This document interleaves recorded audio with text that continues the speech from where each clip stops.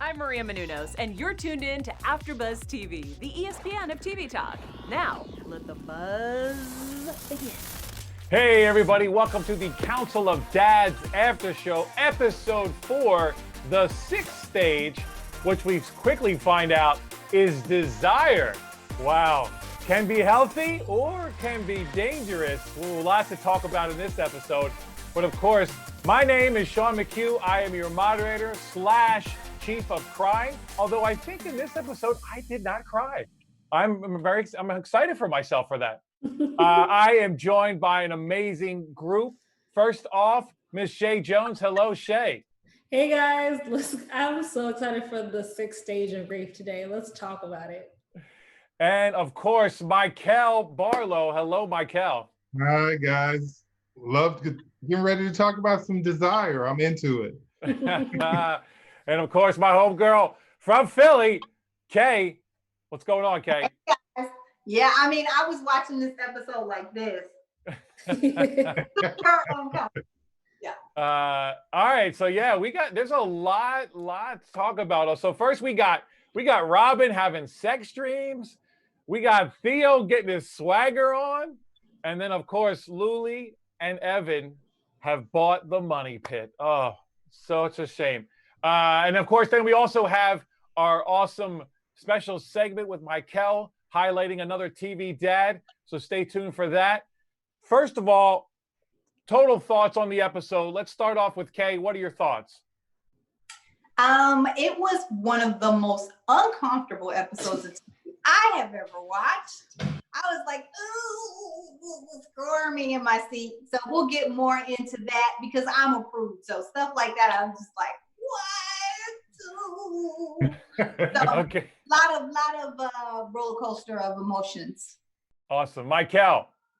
I appreciated this episode because they were very frank about talking about, sex and where desire fits in grief. Like I never thought about that being something that you have to kind of work through during a grief process. Kudos to the writers. Great job. And finally, Chae, what are your thoughts on the whole thing? Overall, I thought it was an awesome conversation, like he said, about talking about sex and desire, because we don't necessarily think of that, what's going to happen after, or how many months is it going to be until I'm ready today, I'm ready to be intimate with somebody. That is a very healthy and reality check for a lot of people who are watching. So I appreciate it and I loved it. And I have an open mind. I'm sorry, I want to go opposite spectrum for Chae on this one. That was awesome. I was all here for it. Awesome. All right. So we start this episode with our girl, Robin, who's having some new feelings that she hasn't had in a long time. And she, of course, goes to her main man, Oliver, to kind of just talk about it. And we have a very interesting conversation. Chae, talk about that a little bit. Yeah, it was interesting that she went to Ollie. I mean, I guess I just have to accept that Ollie is like the only one in the council that is also truly her friend, which I think was really cool. That her husband chose someone that was her friend to be in the council and not necessarily all the guys are his type friends. So she has a real connection with him there, and then he's able to help out and see the family side. So I thought it was really interesting. I thought it was pretty innocent that he was just like, you just need to make out with somebody. You just need to kiss somebody and let me see if I can find somebody for you. And like that whole thing. That the scene while they were waiting to get coffee and the guy kept turning around listening to them was pretty funny. Yeah, I thought it was interesting to delve into that because she's been in a long-term relationship for all these years. She's a human woman. Like, of course, she's going to have certain feelings and long for like an intimate kind of connection with someone. So I thought it was an interesting topic to kind of delve more into.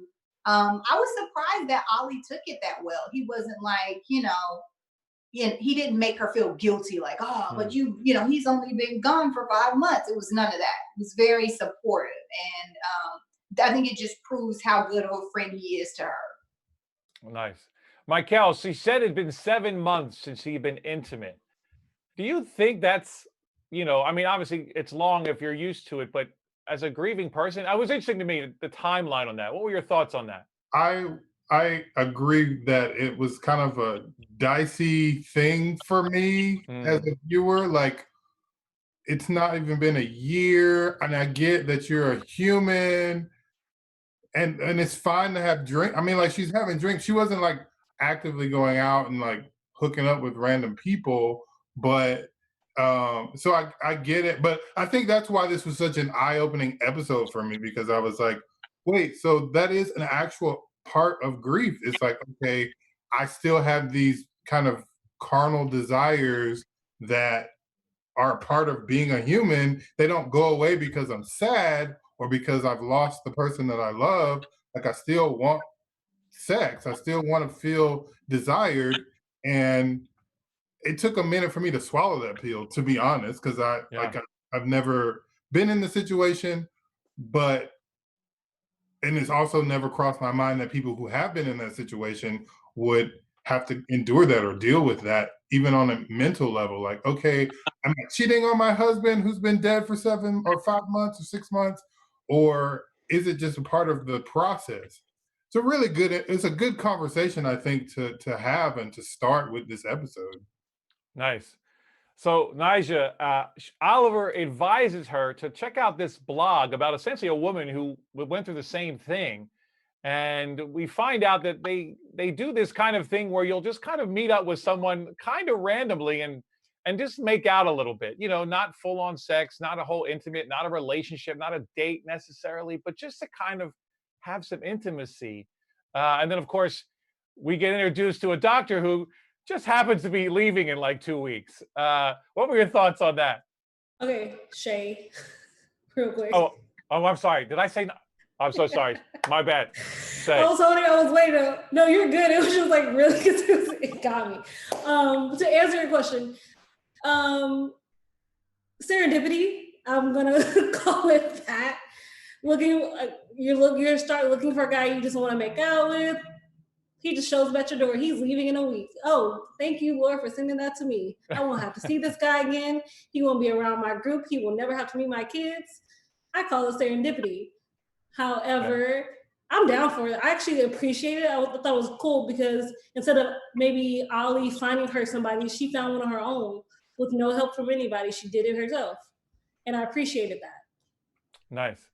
Yeah, it was an interesting thing to, I don't know, just the whole process, the whole idea of it seemed this weird, like non-intimate intimacy, and I don't know, and maybe also because everything is all COVID and coronavirus now, like the thought of doing anything like that at this point, it's like we're gonna have to have hazmat suits on, so it's, I don't know, it was interesting to me, especially as a married man. I mean, I've had this conversation with my wife. I would say, I don't want you to just grieve me, and she said the same thing. So it's, I think it's interesting on paper, but then in actuality, as we find out later in the episode, she's maybe not as ready as she thought she was. So yeah, it's about baby steps. Like she says, the progress, and you have to take baby steps to, here's one fence post I gotta get to. Kissing, oh, that's a little too far for me. Let me just start maybe holding hands. It made me think. Go ahead. It made me think about those professional cuddlers that you can like pay somebody to come and cuddle with you, and not sexually or anything, but just to kind of, because you need to be cuddled. I don't know. And they make bank.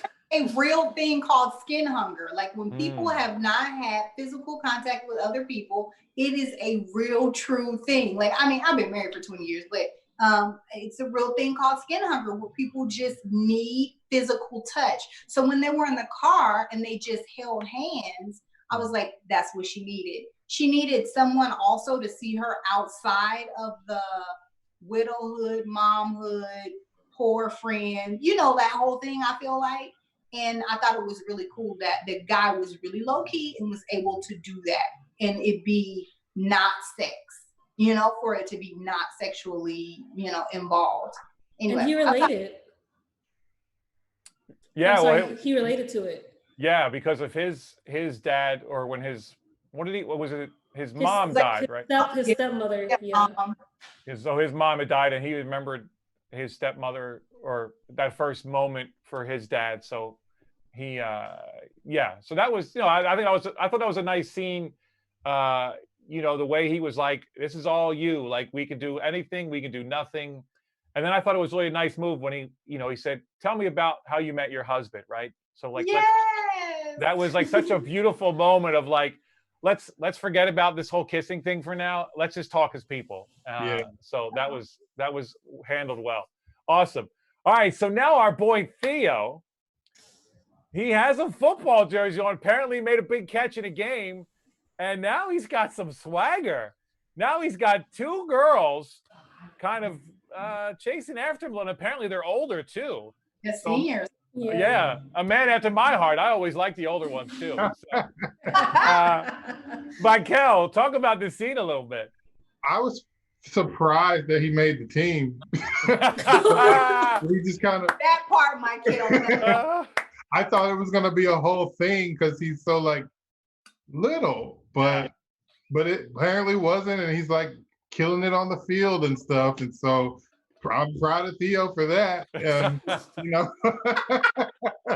he might be little. Give him some props. So there are positions for little people to make their mark. Let him have his mark, Mykell. He is having his mark clearly because the girls in the hallway checking him out, and I think it's going to be really interesting to see how he deals with this kind of football jock kind of image that he's thrown into now, paralleling or all the while grieving his dad's loss. Like, I feel like that's gonna, give some really good story for him.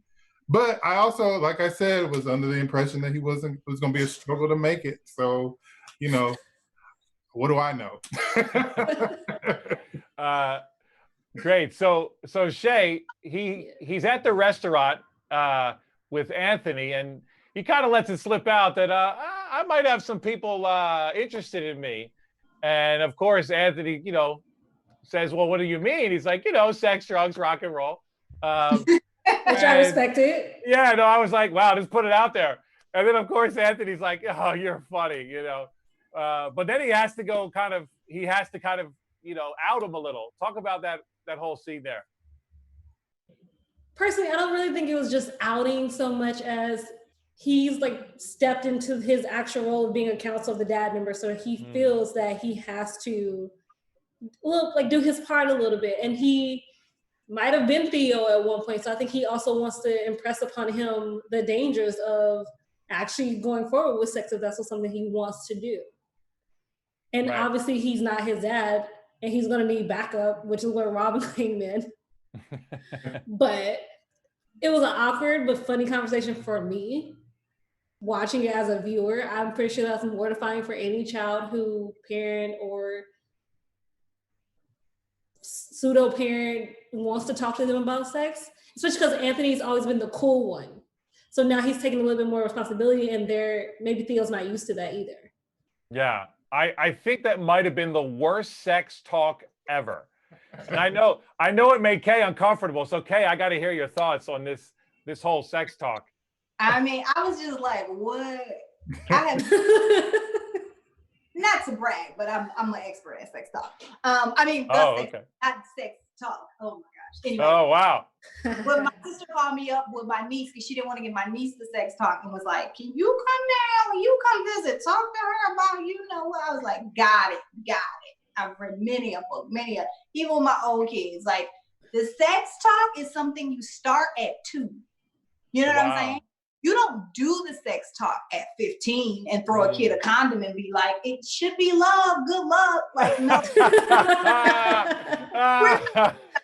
Your body, that goes into the whole talk about respecting your own body, what other people can touch on your body, the feelings that you're having. That is an ongoing conversation. So for her to be like, "I think his dad talked to him about it," I was just like, what? Like, y'all gotta be better. Yeah. So for her, I was glad that she did say something about consent, Yeah.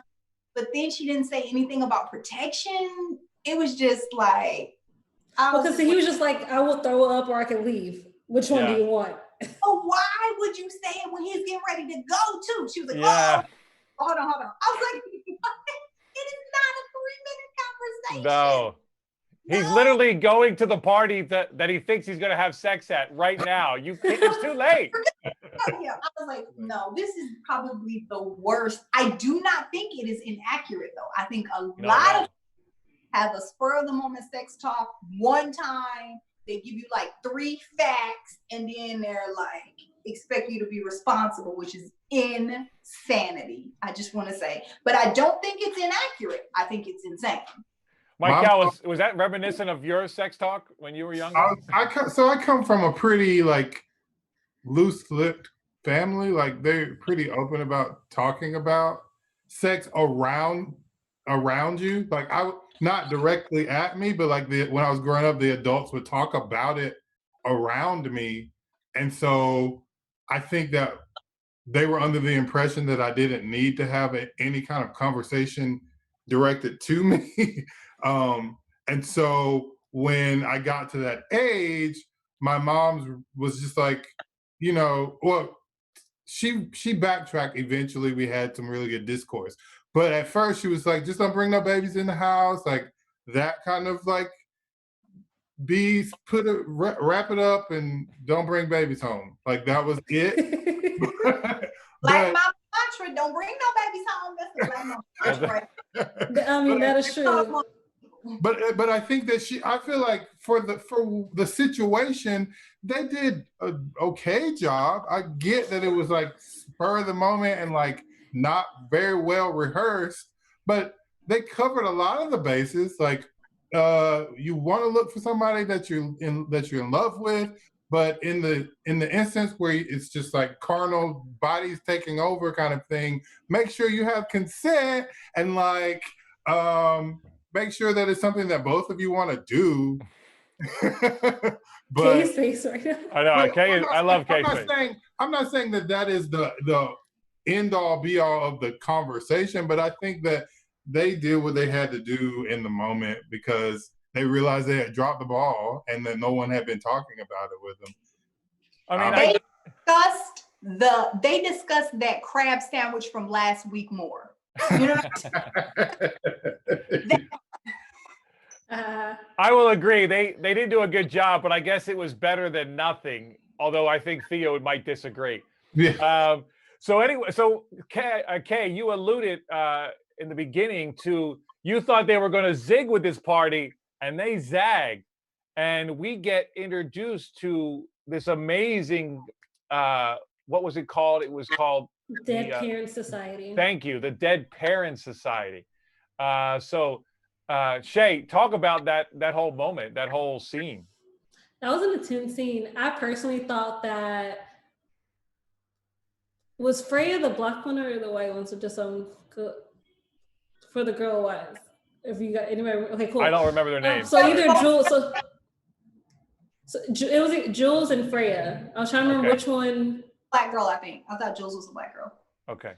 Okay, so Jules, I thought she might be interested in Theo because that's the way it seemed like it was going. She didn't deny that she might be into, flirtations with him, and then leading them to some. First of all, what is it with people just leading people into the woods? I have a question about this. I'm sorry. And why would you just follow them to the woods?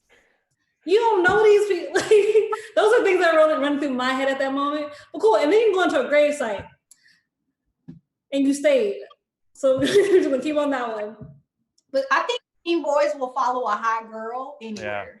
Yeah. I stand behind that. You're 100% correct. 100% correct. Then what is Charlotte's? What is her?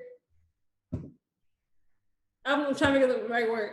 She's like the smart one and she just want to follow them to the gravesite too. Anyway, I liked it. I liked the fact that this is something that connected them and they could understand Theo a little bit better too. Because I feel like he's had his mom, he's had the council of dads, but no one besides his sister around his age who's going through the same thing or who went through the same thing.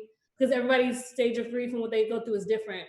But I think this was the first time he actually realized that, oh, maybe it is okay to talk about my dad with someone else, maybe this girl.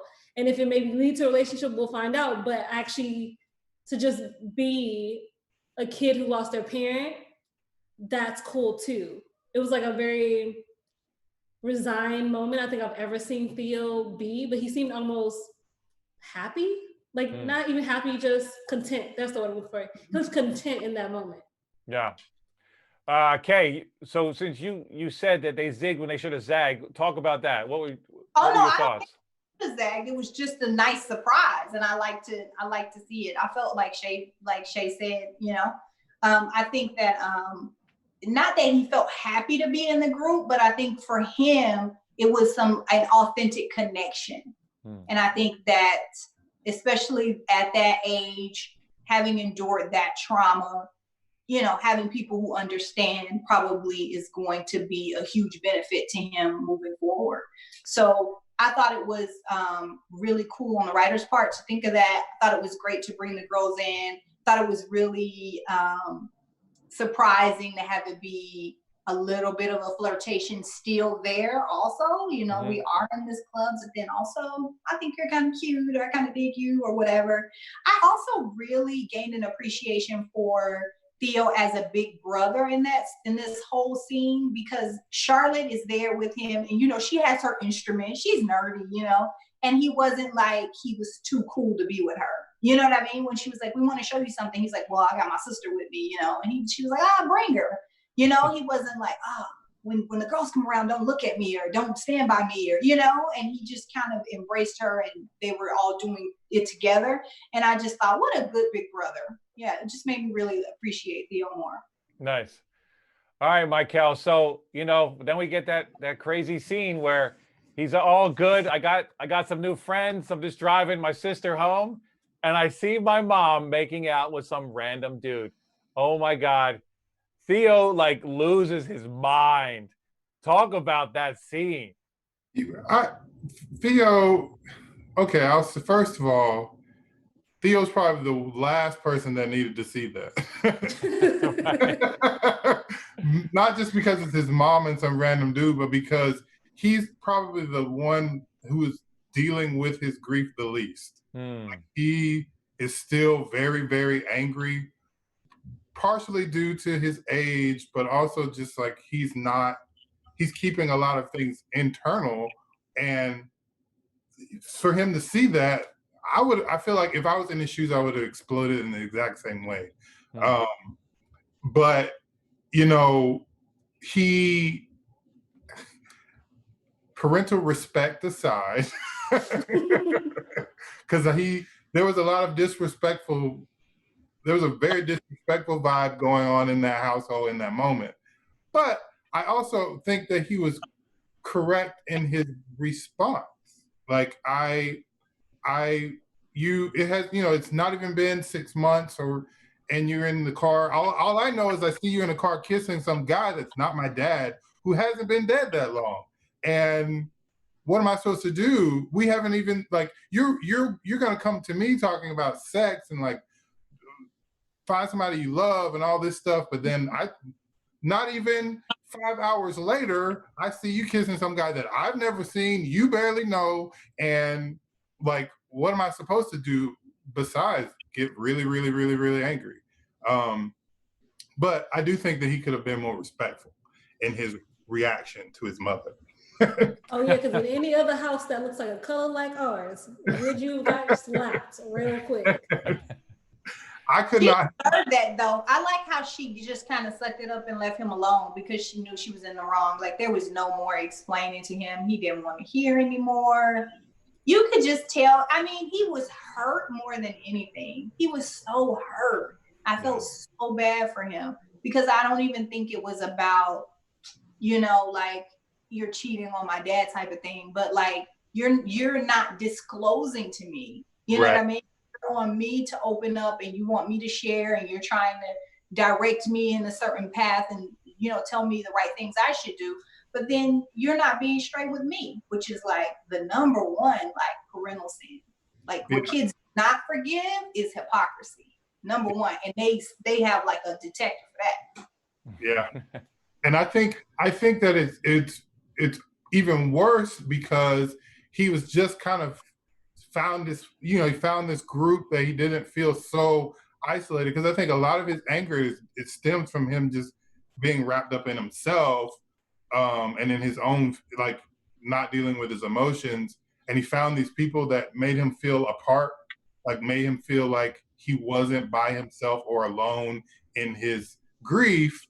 And then he comes home and he's reminded, oh wait, no one gets me. Like, that's the age that he's at. It's like, no one understands me. And then you throw on top of that the trauma of losing his dad. And he really is like, I'm alone in the world. And so he comes home and he sees his mom making out with some guy in the car. And he's like, I really am alone once again. And I think that it's going to be interesting to see the group, the Dead Parents Society play into him and his, dealing with his grief, because he's going to need them, especially now, because he's not talking to his mom anytime soon. Yeah. All right. So our third major topic, the money pit. So apparently, as is not a good look. They, Luly and Evan, their gumption, as Larry likes to say, their enthusiasm for this whole project, it's great. But then, of course, they finally open that door, and wow, they just walk into a nightmare. Kay, talk about that whole scene. Bro, have they ever watched an episode of HGTV anything getting reversed? It's always a dump inside when you buy a sight unseen. Always. Yes. Like, what is the surprise here? But I tell you what I did like, especially in the end when Evan's eating the cup of noodles and he shows her the floor and it's all hardwood, and they have their little moment of like, listen, but we are impulsive. We do rush into stuff, but like, we can do this. You know what I mean? They're like kind of gathering themselves and moving forward. I did love how the council did not get on board with it and were not on board with it. I would not flush my $5,000 down the toilet. So I was like, props out to them for standing up to the kids and just being like, this ain't it. Like, no, guys, this is not a good idea. And Larry's going to try and get you out of it. I was like, just put it back up for auction. That's that dude who wanted to buy it for like $52,000. Sell it to him, you know what I mean? Or whatever. So yeah, I thought that was, that intrigued me. I was like, okay, they're not signing off on everything. And I really am here for the mom because she's not afraid to make her kids do the hard thing. So she didn't support Luly and just be like, here, take my $5,000. I love that.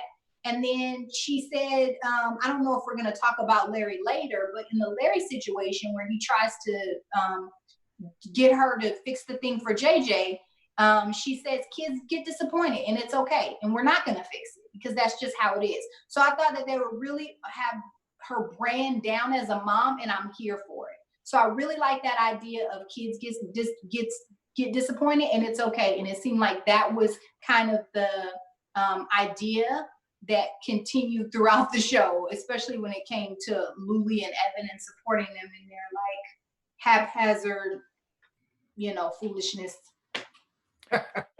Okay, so we have Anthony, who didn't seem 100% on board with the council's decision with this house, and then of course when Luly finally gets him alone, we find out that he says to her, she says, what do you think? And he's like, I think you shouldn't care what I think. And I think that was a really nice moment. And it's good, man, you sound like my dad. And then of course that's like, we're all like, that's because he is. Mykell, talk about that whole scene. Well, first I just want to say that when they went into the house initially, I was just like, throw the whole house away. But throw the whole house away. And I get the principle, like I get it. And I appreciate them sticking to their guns. And when Luly talks to Anthony, I feel like the whole dynamic between Anthony and Luly is that Anthony is like, this is my daughter. And I feel like he's, even if he's not conscious of it, is trying to like make up for not being there, which is why he wasn't 100% on board with what the council was saying, but he didn't want to seem like it, which is why I think he was like, you shouldn't care what I think. It's both a very paternal thing to say, but also kind of a way to play both sides. Like, I'm not gonna say I think it's dumb, but I'm also not gonna say that it's great. This is my thoughts. Yeah, well, it's like he says, it's your decision. Like, this is your thing. If you want to do it, then just commit to it. Chae, Kay talked about it a little bit, but talk about that scene when she goes back to the house with Evan, and Evan's like, "Look, we got some oak. Like, there's good bones here. We can do this." And then, of course, Luly's like, "Yeah, you're right. We're gonna do it." Talk about that. Well, real quick, first, when they were at the auction and he's just like, we can't spend more than $50,000. And they go 54. First of all, I was like, where are you getting this extra 4,000? That was my first. I really wanted to know where this extra 4,000 come from. I'm great. You got a $5,000 deposit. Cool. But where this extra 4,000 gonna come from was just my thought process. But when she went back and she was ready to, say, let's do this, but I loved his passionate speech because it's something, architecture is something he is passionate about, and he knows that if they stick with it, no matter what anybody else says, because I think that's also this is the testament to the relationship. We have weathered so many different things so far. Your dad, my mom, our marriage, and we've rushed into everything, but it's kind of worked out. So these floors, they're oak, they're sturdy. I mean, when you have a good foundation, you can only build upon it. I mean, I loved his speech. I thought it was amazing. And it felt like the first time Evan was so excited. He wasn't just almost one-dimensional to me. Like, he was just so layered in that moment. Love it. All right, so let's go to Mykell. Let's get into our special segment. Sorry, Mykell, real quick. I want to shout out somebody in the chat real quick.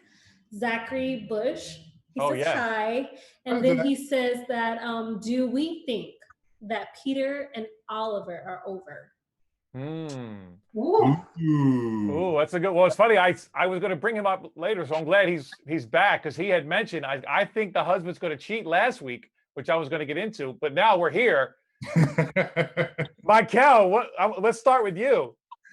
You know what, with them, I still think that they're not dealing, like they're kind of like throwing pebbles at the problem, but they're not addressing it. Like, going for a couples massage is not dealing with the issue, and then you find out that Peter stepped out a little bit, and and it made me go back to the first couple of scenes with Oliver and Robin, where Oliver was like, yeah, you should just go and like make out or whatever, but then he was like, and Peter doesn't touch me. We haven't like been each other's best friends in a little minute. And I was like, so why are we having this conversation with Oliver in the first place if he's not dealing with his whole marriage crumbling very slowly? And I don't know. I think that they have some very deep things that they have to work through, but they have to be able to do it. Like, they have to actually do the work, and they're not doing the work right now. Kay, what are your thoughts? Man, so much in that interaction between Ollie and Graham. For him to say you cheated, like your cheating ways were supposed to be done, so they have a history of cheating in their relationship. But he was like, that was before we got married. Still, that's a lot of baggage. I was like, it was juicy. If I had tea, I would have sipped it. But I felt really bad for Ollie, because Graham was telling him this, and like, he's disclosing this thing that happened. He didn't think he was going to get in trouble for it, they were in an intimate position, you know, and he was like, oh, let's think with Eddie. And so, I mean, nothing happened. We just kissed and blah. You know, he's just telling the story and thinking like this is going to get him points because that's what made him realize that he could be with somebody else and he really wanted to work on us, you know, whatever. And Ollie just cannot take it. And I just realized, man, they are in two totally different places. He thinks it's okay to go around kissing folks and then be telling your spouse about it. And then also, Graham was thinking about divorce and Ollie had divorce wasn't on his mind at all. I was like, they're in two different relationships. If they don't get from the couples massage to a therapist's office quick, like. All right, we're running out of time. Chae, real quick, what are your thoughts? I think they definitely have some work to do, both of them, because Graham had a good point. He was like, us doing this couples massage, it made me feel lonely. Like we're not actually being together.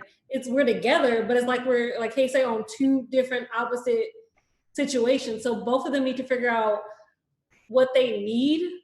And if what they need at the end of this list they have to make with each other, pros and cons, if you can't live with it, it's maybe time to say goodbye. That's super sad, but it's gonna be real. You can co-parent, your baby, but you guys are no longer happy together. And unless you can start being happy first with yourself and then with each other, this is doomed. Wow. Chae's got a divorce. Okay. I don't have them divorced, but I'm just saying, like, work on it. Yeah, well, there's some deep-seated stuff there. All right, Mykell, let's get to that special segment. Okay, for our special segment, I dug deep into the archives of television dads, and I pulled up Archie Bunker from the 70s TV show All in the Family. He's probably one of the most controversial TV dads because he was kind of described as a lovable bigot. Like that was just like his, but at the same time, he came from a very, he was a World War II vet and this blue-collar guy, but he loved his family, which you can never, argue with that. Like he loved his daughter and his wife Edith, and but the draw of the show was his battle with his son-in-law, who was like super liberal. He was super conservative. It was just a very, I don't know if you guys have ever watched all of Yeah, he mad racist. Yeah, he was racist. My favorite is the Jeffersons episode when they came in, when him and George met. That was TV gold. Gold. Kay's a big fan. Kay's a big fan of great television, and because of that, I think that's why he's one of the most famous TV dads in television history. Awesome. Love it. All right, so we're going to move on quickly to predictions. Let's try to keep them short and sweet, people. Chae, let's start with you. I predict that things between Theo and his mom is going to get chillier before it actually gets better. And I think it's going to get worse before it gets better for that money pit between Luly and Evan. But I feel like perseverance, it's going to come out beautiful, and we're all going to be surprised that we doubted them in the first place. Nice. I have to say quickly that my prediction from last week was correct because Margot and Anthony are going to share a nice bottle of wine. Mykell. I think I predict that will be very, very high and passionate, but Anthony's eyes are going to go to Robin. I think that Larry clocked him. Larry clocked it. He did. Oh, he choked it. But I think that there's going to be something brewing between Anthony and Robin for sure. I also think the money pit is going to be a struggle. I think Evan's going to consider going back to school at some point because he needs to, but that's my 2 cents. Okay. All right, Kay. Let's wrap it. Bring us home, Kay. Yes. Hopefully we get to see a little bit more of how Charlotte is grieving. I'm not sure that Charlotte and JJ are really grieving, so I like to see a little bit more of that. Hopefully that'll be next episode. And then I have just a little bit of news, which is that this show is going on hiatus for the next 2 weeks. So it isn't going to come back until May 28th. So we will see you guys then. Awesome. Yes. Thank you for reminding us. All right, guys, that's going to do it for our show. Please like and subscribe to the channel. Comment. If you talk about it with us, we'll answer questions. We did it today. So hit us up in the chat. Thank you again so much for joining us. And we will see you May 28th. Bye-bye. Bye, guys. Our founder, Keven Undergaro, and me, Maria Menounos, would like to thank you for tuning in to AfterBuzz TV. Remember, we're not just the first, we're the biggest in the world, and we're the only destination for all your favorite TV shows. Whatever you crave, we've got it. So go to AfterBuzzTV.com and check out our lineup. Buzz you later. The views expressed herein are those of the hosts only and do not necessarily reflect the views of AfterBuzz TV or its owners or principals.